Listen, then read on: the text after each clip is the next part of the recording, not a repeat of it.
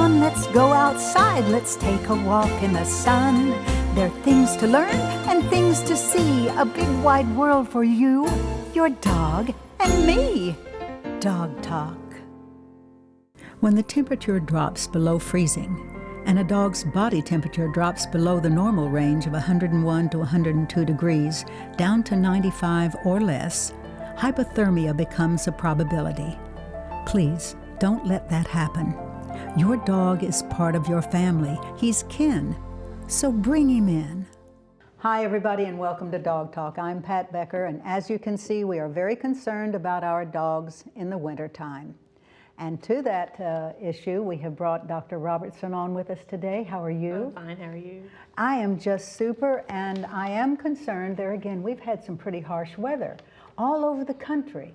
I mean, it's been terrible. So it has got to affect our dogs. And we have some questions, I think, for you. Ted, you had a question for Dr. Robertson? Yeah, I mean, I'm cold out there. So how cold, what is the difference in being cold for puppies and our older dogs? Are they more susceptible to kind get of like cold. humans? Yeah, just like and humans. you have done so much with dogs.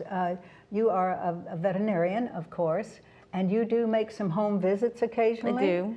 And that goes so far with me. With a person with 8 dogs, you know, it's kind of difficult, isn't it? Yes, it is. But when you come to the house or someone else comes to the house, it really helps me. And it helps the dogs because they are not afraid. Right. And fear is a big factor in taking a dog, you know, to a Yes. veterinarian's clinic. It is. The smells, the sounds, the touching, you know, can be very harmful for them, or in their minds. Right. So what would you suggest? For bringing a dog to the vet? Yes. What I like to do is, if a owner has a fearful dog, that they bring them for an initial consult where there's not an injection, there's nothing bad that could happen. Nothing going on. And I usually spend a lot of time in the exam room with them. Yeah, that's excellent. And I believe when I take my dogs over there on occasion, I call them and say, I'm coming in, I'm sitting for a while, and I'm leaving. Yep. That's what I tell them you know, to do. so it becomes a kind of a thing. It helps. They come in and get a treat. Exactly. But on a thing like this, as Ted was saying, you know, what do, dogs that are puppies, how can they exist? I mean, you've got to bring the dog in. Am I right? Yeah, it's unacceptable to leave a puppy outside when it's cold. Is it just like an in and out for the bathroom? Well, I mean, or? if it's under 32 degrees, if it's under freezing, I would not let them. They could play for a little bit, maybe 10 minutes, but they need to come in. But yeah, because they can actually get hypothermia. Yes, they can. Yeah, and that of course is just leads to a terrible condition for a dog. You don't want that happening. Dogs that are outside during the winter. Now, I know they have a certain level. Below a certain level of their say their heat existence? How cold do they have to get before they actually can expire? Well, I mean, their body temperature. Well, if they drop under 90 to 80 degrees, that could be deadly. Death. Yes. Oh, please, folks, for goodness sake, bring your dogs in. So do you change food or clothing for dogs? You put like a sweater on? You could put a sweater on a short furred dog. They even have little boots for their feet, for little dogs' feet or big dogs' feet, so they don't get ice on. You know, so they don't get really cold on their feet. Get them some Air Jordans or something. Sure, I'll keep them warm. So what about food? If my dogs are in during the wintertime, most of the time they tend to gain weight. Right. So what should we do about that? You probably should cut back on how much food you're giving them. Okay. Or dry or wet? I prefer dry food just because it's good kibble and it kind of helps keep their teeth clean. So do you offer free choice then, or do you? Depends on the dog. Some dogs can do free feeding where you put a bowl out and they'll let it go for the whole day. I think too, if they're accustomed to it from puppyhood, then it makes it easier. Right, but some dogs can't. Yeah. And that's interesting because I hear a lot of people think, well, I'm just going to pour 3 more bowls of food to pack on some weight for the winter, and that's not good. No, that's not good to get them heavier for winter because then you're going to have to work the whole summer to get that off, and that's just not good. As it's for a human, it's not good. Now for it's a double dog. time in the summer for the walks. Right. Yeah. So what about water intake? They need to be access to water all times. If you have your dog outside, if you have like a husky that you feel can be outside. But can a husky be outside? A husky can be outside as long as it's not really, really cold. And if they do have a warm bed with hay, or if there's, at my house, I have some dogs that stay outside during the day when I'm not home, and I have a heated room they can go into. And there's the big thing, the heated room. It stays above 40 degrees in there. Exactly. But if they have like a bed with hay, and they can go in there. You know, I've heard people say, my dog would prefer being outside, being a husky or a shepherd or something like that. And is that really true? Aren't there times they'd rather be in? They would rather be in. If it's really cold, and they'd rather be with their family. But a lot of times, like huskies, they would like to sit outside for a while, but they can't just do that indefinitely. Yeah. What if they're out playing with the snow? I feel deceived though if they're out there playing and rolling in the snow, and I'm like, I know it's cold. But you can't let them do it for too long. Just like you couldn't let a kid go out and do it for very long. Okay, like put a timer on it. Yeah, put a time limit on it. Well, we appreciate so much you coming by and letting us know, because it is very, very important. And you have been such a great part of the lives of all of us around here, helping us when I've heard such great things about your generosity. And of course, that is your nature, coming from a family like yours. Father Robertson, how is he, and your mom? He's doing well. They're both doing well. Excellent, Thank excellent. you. Well, will you come back and give us some more tips? I sure will. That would be super. We're going to take a quick break, and we'll be right back. Hey Dog Talk fans, while we're taking a break, grab your phone and snap a picture of your dog. Send an email with a quick story of your friendly dog to pat@dogtalktv.com. We could choose you to come on the show and be featured as our Dog of the Week. Still to come on the show, we're talking to Providence Canines about how they're working so hard to keep our kids safe in school. In the meantime, go online and check out Pat's new book, The Search for Paradise.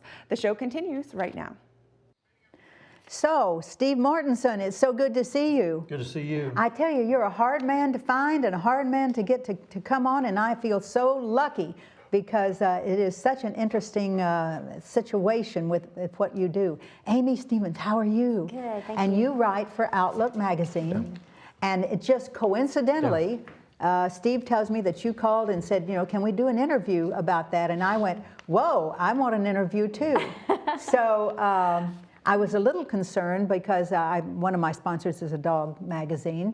So I said, well, Steve, you know, I've got to be careful here. But he said, it's Outlook. I said, Outlook's in.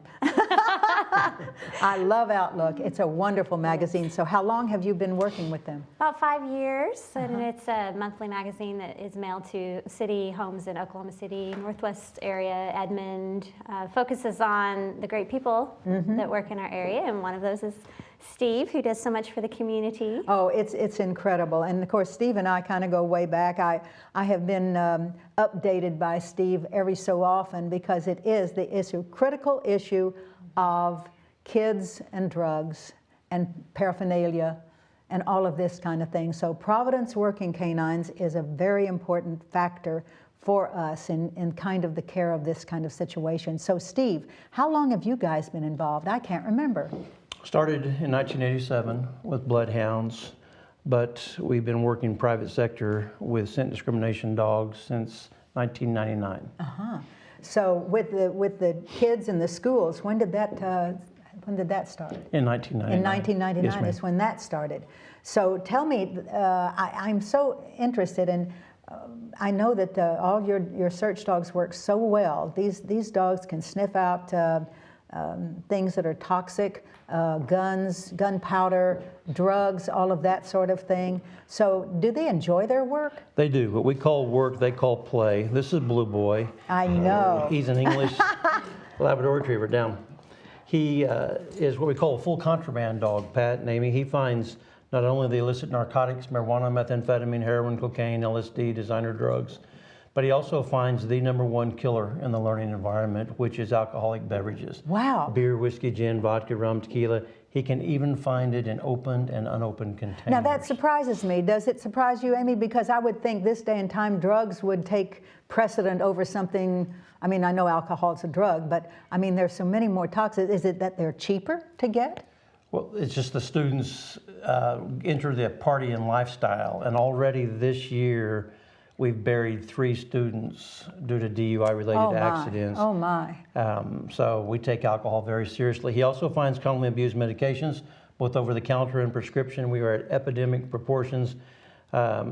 I started in 1999 imprinting our dogs in just 3 commonly abused medications, and now we have to imprint them in scores. So what's making this happen with kids? It doesn't seem to end. I thought the last time we spoke, things would get better, but they're getting worse. Well, sadly, I'm often asked, what's the common denominator that we find towards poor choices in the learning environment?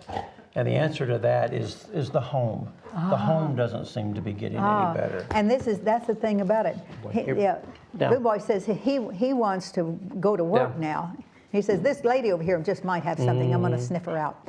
At any rate, so it is the home environment. It is that parents are not monitoring their kids enough. Is this what you're saying? Yes, ma'am, that is what I'm saying. So what happens if you find something in one of the schools, say in one of the lockers? What's the procedure? Well, Providence is never involved in discipline. Our job is simply to detect and deter. So the school districts will compare the discipline issue in the light of school policy, which is always compliance with state and federal law.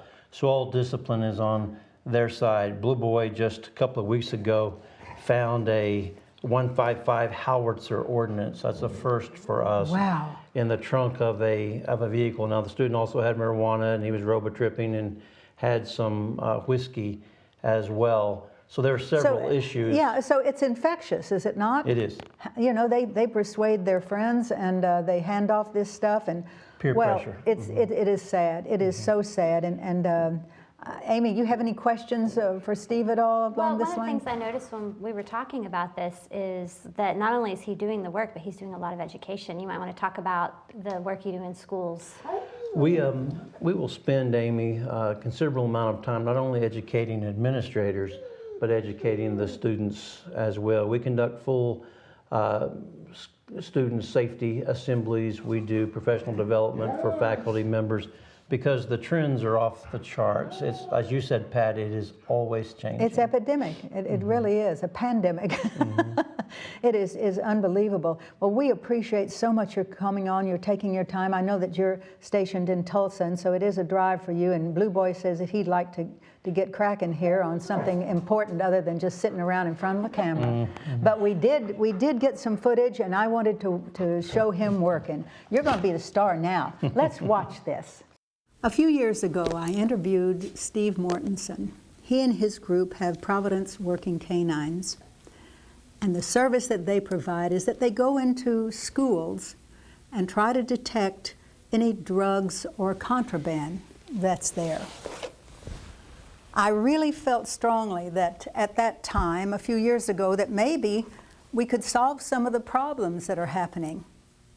But I asked my friend Steve, are we making progress, Steve? Unfortunately, Pat, we're not. So all of this hard work, what has changed to make it worse? The home doesn't seem to be as stable as what you and I once knew. Our school administrators unfortunately inherit what parents do and do not do in the home. And any way you slice it, that's not fair. So true. The responsibility which should be taken in every home to monitor a child's activities, especially with the advent of social media. Yes, ma'am. What are some of the new drugs out there? Well, the synthetic compounds are just off the chart. We are criminalizing the new compounds annually, but new ones surface. They change the baseline to keep ahead of the law, and we find those filtering into the local school districts. When we were conducting our interview the last time I saw you, you had told us how they hide these drugs. Are there any new ways? Always new ways. We're finding new, what they call stealth paraphernalia or diversion safes, and that list grows every year. But it's not only the synthetic drugs that we're finding. Commonly abused medications, both over-the-counter and prescription, are literally off the charts. 16 years ago, I started imprinting our Providence pups in 3 commonly abused prescriptions. This summer, I stopped at 37. Oh my Lord, that is really scary, Steve. Yes, ma'am. I know that you can detect it with this beautiful dog who is relaxed right now. all of your working dogs, you're doing what is, I would say, is monitoring, that sort of thing. But as you say, it begins in the home. So will this just go on in perpetuity? Well, off campus, it may. We can help greatly minimize the presence of poor choices in the learning environment. It's mom and dad's job to take care of what takes place after school hours and on weekends. We utilize our highly skilled working canines and their amazing olfactory ability. You and I have an olfactory lobe in our nose the size of a nickel. We can scent discriminate the difference between an apple pie and a cherry pie. All of our Providence pups working across the nation and your dogs at home have an olfactory lobe that runs from their occipital stop to the end of their muzzle called a Bowman's gland. Absolutely. They can scent discriminate the difference between not only that apple pie and that cherry pie, but the type of flour that is used in both. So I thought we would get a demonstration. Now, what is this dog's name? This is Blue Boy. He's a 6-year-old Labrador Retriever.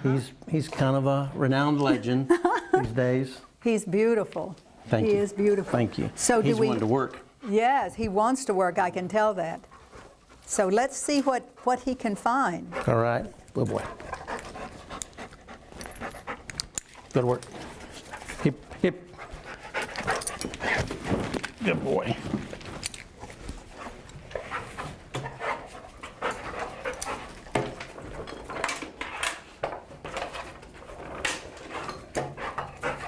Good dog, good dog. So he's alerting.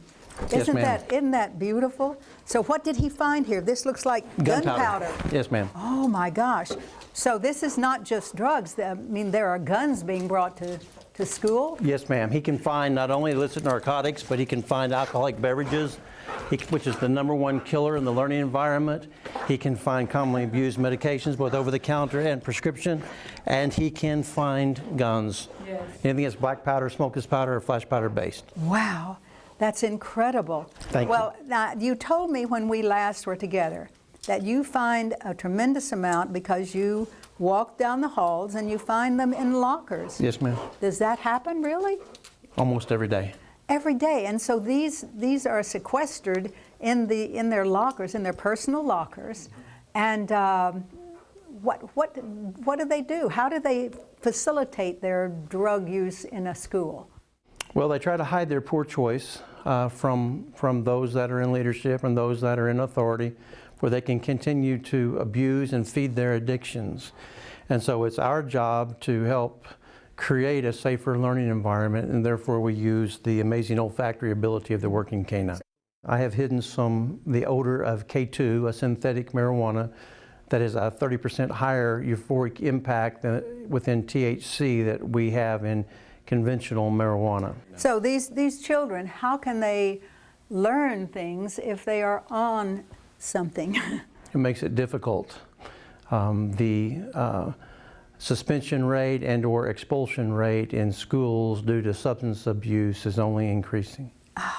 It's incredible. It should be noted also that alcohol, which is the #1 killer in the learning environment, is Providence. Typically we bury 2 students due to DUI related accidents every academic year. We're just in November and we've already buried 3 students among our client base. Good job, good dog. All Great right. dog. So that was so interesting because I noticed that he went to these, he would sniff and look and everything and then pass it by. Here he went by this and went, wait a minute, something really smells strong there. That's because we're working with very high thresholds. This is just trace odor, but yet you saw that his enthusiasm remained high the whole time, and he did a back and forth, we call it a windshield wiper pattern, on his own because he wanted the reward. Mm-hmm. Exactly. And I'd like to address that just really quickly too, Steve. We've seen search dogs do the same thing. The reward is this that's in his mouth. Yes, ma'am. And this is the kind of thing that they love. Any dog with real prey drive, this kind of little toy is something that has value to them. Yes, ma'am. You saw the dog transition from prey to hunt, now back to prey. Now to happy. He's happy because he did a good job. That's right. What a good boy. May I pet him? You may. All right, Blue Boy, You are so handsome. Yes, you are. Now, these dogs, are they friendly with students? Always. We have the more macho dogs, aggressive dogs, the German Shepherds, the Belgian Malinois, but we will not bring those to schools. We will not contract with a district, in fact, that wants to lock down because of our arrival. We literally train with lockers slamming and bells ringing, and we encourage the students to interact with our dogs while on campus. So we bring in the nice guys, the Labrador Retrievers, the Golden Retrievers, the English Springer Spaniels, the Border Collies. But we will, these dogs even work a lot of winter dances and spring formals and proms, and they wear little tuxedo ties when they go work the dances, and the girls like having their pictures taken more with our dogs than they do their ugly old boyfriends.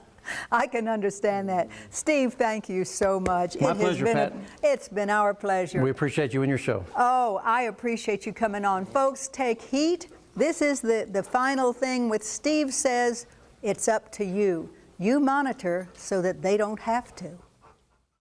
Fantastic. You know, it was so great. Amy, was that good? He did a great job. He Very and Blue good Boy. interview.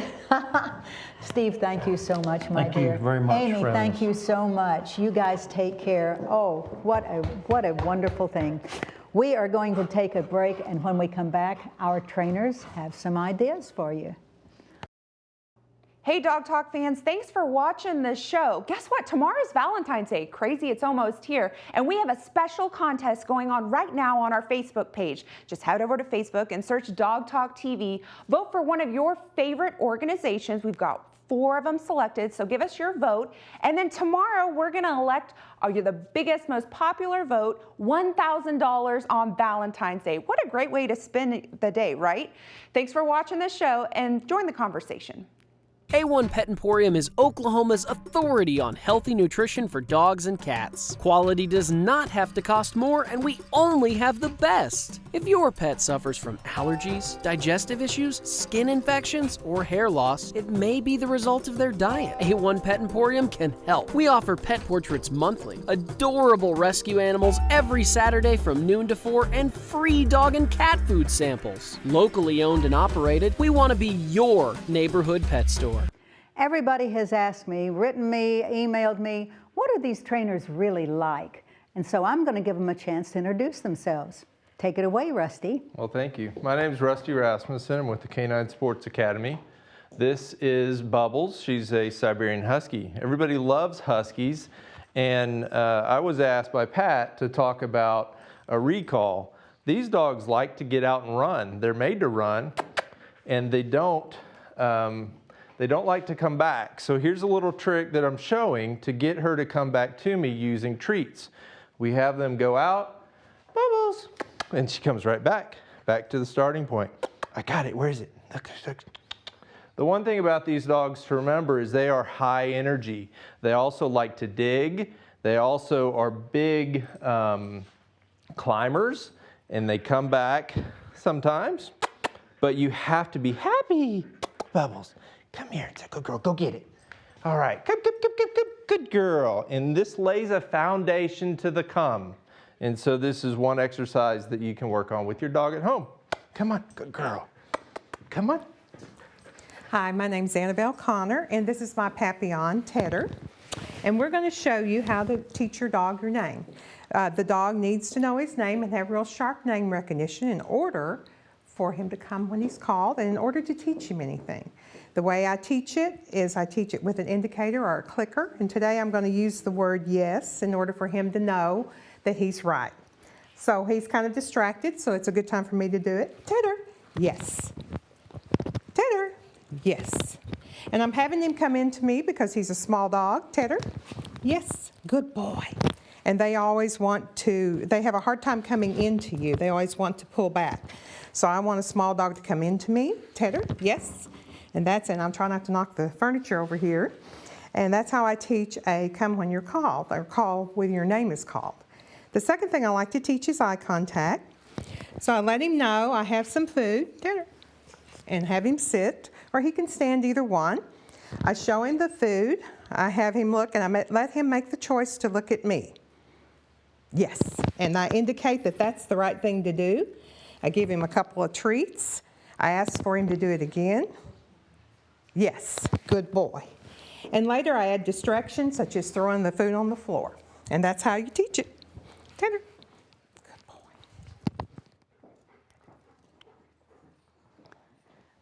My name is Angela Dayton. Everybody calls me Angie. I'm with the Oklahoma City Obedience Training Club. And this is my German Shepherd, Britta. Sit. Good girl. German Shepherds, of course, do a lot of things, and we're going to show you today, sit, how we teach stay to retrieve. We're just going to put that down there, and I'll take the newspaper. We'll just deliver stay. You start in the house if you want. It's easier. You keep them up close to you.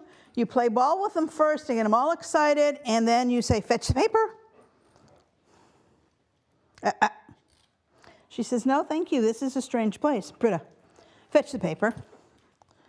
Good girl. Bring it here. Sit. Fetch the paper. Sit. Give. Good girl. And that is how we've learned to fetch the paper. And then we go outside and we do it. Okay. Excellent, excellent. Come back here, Angie. This has been so enlightening, I hope, to everybody. Come on, guys. Every week, of course, we have these trainers on, and they give us such great tips about what to do for our problems with our dogs, and we are so appreciated. Oh, gosh, Annabelle, Rusty, Angie, we appreciate you. I just want you to know, I had you on because people had said, what are they really like, those guys, given all this information? So now we know their personal dogs. It really helps. So anyway, the advice that I have for everybody out there is, now you've seen the trainers, now you know them, now you can take them for serious, right? So the bottom line is, see a trainer. Choose your trainer. If it's a local thing, go to the one that's closest to you, but check them out. Be sure that you have a trainer to help you. All of the problems that come in our dogs that are surrendered or going into shelters, the major problem, and this is interesting, is behavior. So if we train them and if they do the right thing and they are the right kind of dog, they will stay out of this problem. Second, of course, is medical problems, but behavior is it. So, guys, take care. Thank you so very much. Appreciate it.